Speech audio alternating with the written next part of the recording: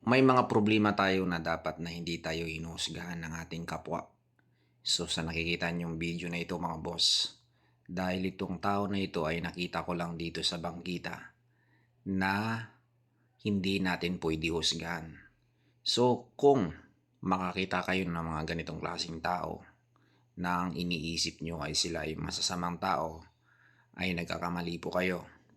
May mga bagay po tayo na hindi natin alam kung ano po ang kanilang pinagdadaanan sa kanilang buhay.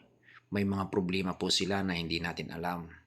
Kaya wag natin pong husgahan ang mga ganitong klaseng tao. Kung sila man po ay nalihis ng landas nang dahil po sa kanilang ginagawang bisyo, ay wag po natin silang husgahan. Dahil po may malalim pong dahilan kung bakit sila nagkakaganito. So sa halip, dapat ay tulungan natin. Si kuya po ay naisip kong pakainin sa isang restaurant.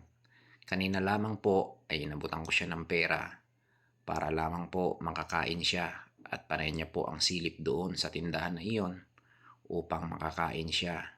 Kaya naglakas loob ako na pakainin siya at binigyan ko siya ng pera at mukhang mabait naman po siya.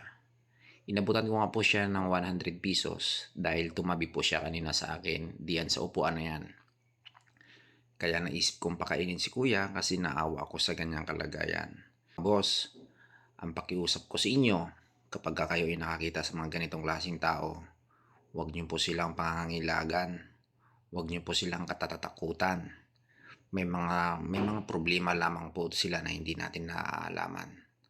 Kaya sana, sa halip na iwasan natin, ay kung mayroon naman po tayong may abot sa kanila, ay tulungan po natin sa abot po ng ating makakaya. So napansin nyo, gutom na gutom si kuya. Okay, so binigyan naman siya ng pagkain ng tindero doon at nagbayad naman po siya ng kusa. So ganun po nga, siguro po ay dinadatnan po siya ng karamdaman kapag siya ay gutom na gutom.